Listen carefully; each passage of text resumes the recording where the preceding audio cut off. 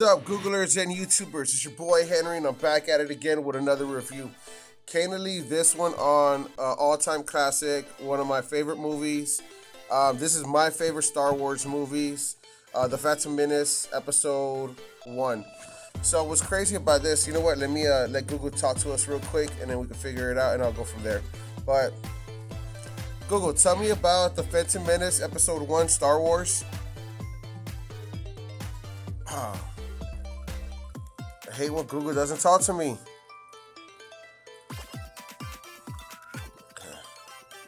Google, tell me about the movie Episode 1 Star Wars The Phantom Menace.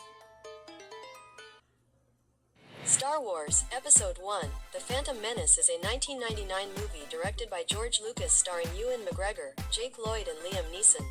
Alright, guys, shout out to everybody that was part of this project. Real quick, guys. In 1999, I'm only 11 years old when this movie came out. In 1999, so I was just a little bit over 10 years old, but pretty much I'm 10 years old when this movie came out. You know what I mean? Or 11.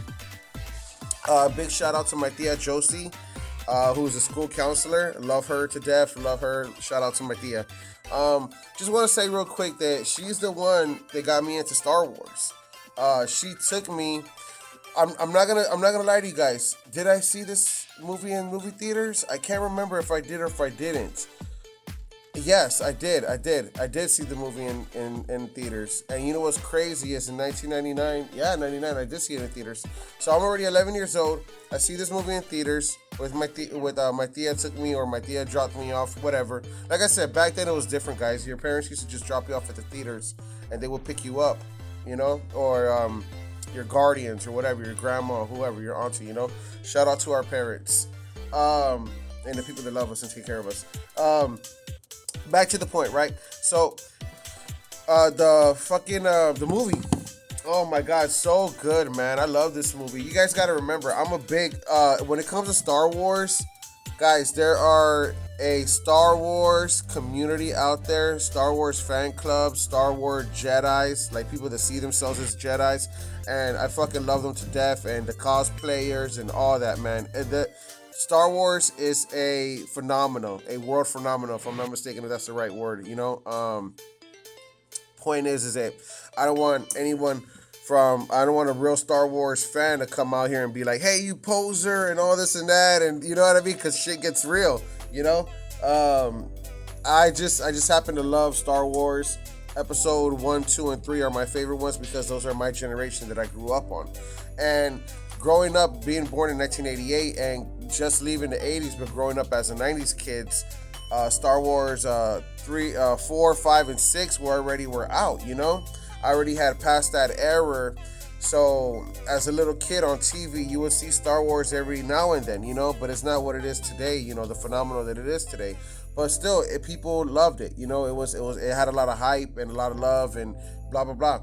Point being is, my tia Josie got me into it, so I just really wanted to get that off my chest and share that with you guys, Who got you guys into Star Wars, and how did you guys learn about Star Wars, and, who was your favorite character? So mine was all, my favorite character growing up, like I told you guys, was not Luke Skywalker and Darth Vader, because remind you, like I'm telling you, right, how in the 90s they already did all that. So the whole Luke, I am your father. No! That was already fucking shit that people would say, older people that would say, like in their 30s or 40s or 20s. It was just, and you automatically knew what they were talking about. They were talking about Star Wars, So point being is, when I got into the movie theaters and watched this, guys, real quick thing about me. As a kid, I was a really good reader, but as a teenager, I was very rebellious, and I stopped educating myself and paying attention. I stopped paying attention. Point is that when these movies would come out with all the letters, I would just be like, boring or whatever. Who wants to read? I can't watch a movie, not read. I was stupid, pretty much. And that was on me. But point is that I didn't know. This is what I didn't know was that the beginning of the movie, you have to read that letters, because those letters is telling you the story of what's going on and what's at play. In other words, it's already setting up the emotion of, yo, this is what's going on, and this is what's happening, and this is that. So I remember I having someone read that to me, but at the same time, I just remember, I was able to catch up to things on my own, and I'll be like, man, okay, they're on a mission, and now their starship got damaged, and now they need repairing parts. And point being is, you know, um, where am I at right now? Okay, yeah. Point being is that now I already know what's going on. In other words, right? Like as you're watching the movie, the Master Jedi's man and his apprentice was Lee Nielsen, and I don't even know his real name, and Google just said it. That's why I always have Google say the things for me. Google, who was in the movie Episode 1 Star Wars? According to Wikipedia, the film stars Liam Neeson, Ewan McGregor, Natalie Portman, Jake Lloyd, Ahmed Best, Ian McDiarmid, Anthony Daniels, Kenny Baker, Pernilla August, and Frank Oz. Boom! Shout out to Google. Love you, Google. Thank you, Google. Thank you very much, Google. Appreciate it. Thank you, Henry. Hey. All right, so anyways, point being is, okay, so I love this shit, man. I fucking love this movie. It was so cool to me that you had a Master Jedi and his apprentice. They were on a mission. They hit a bump in the road, so now they need not car parts, but spaceship parts to fix their spaceship to get back on their mission.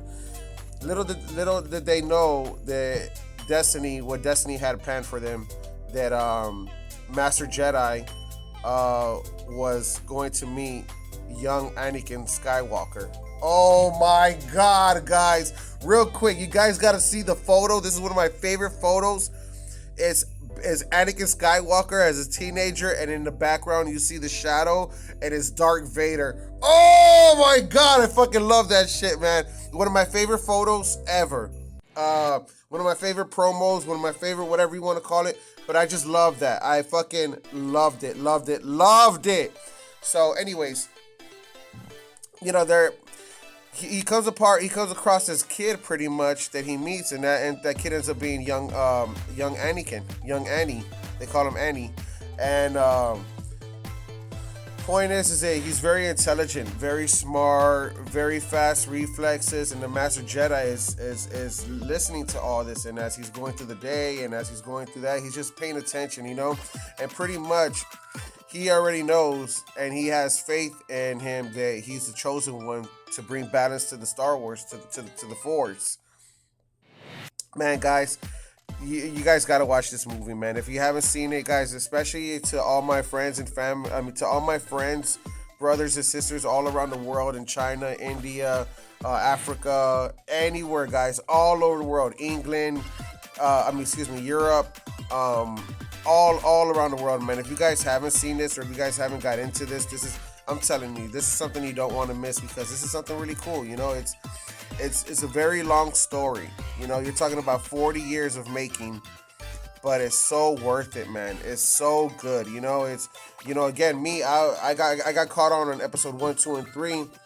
I didn't know that 4, 5, and 6 were already made before that. I thought I was on 4, 5, and 6. No, it's like that because George Lucas, if I'm not mistaken, I'm just trying to go off of memory right now, so don't, Star Wars fans, hardcore fans, don't kill me, okay? But I think he said that he did it like that because of the technology wasn't made yet to his vision, fucking. That is just brilliance, man. That is just fucking a whole nother level of brilliant, of genius. That is a whole nother level of genius.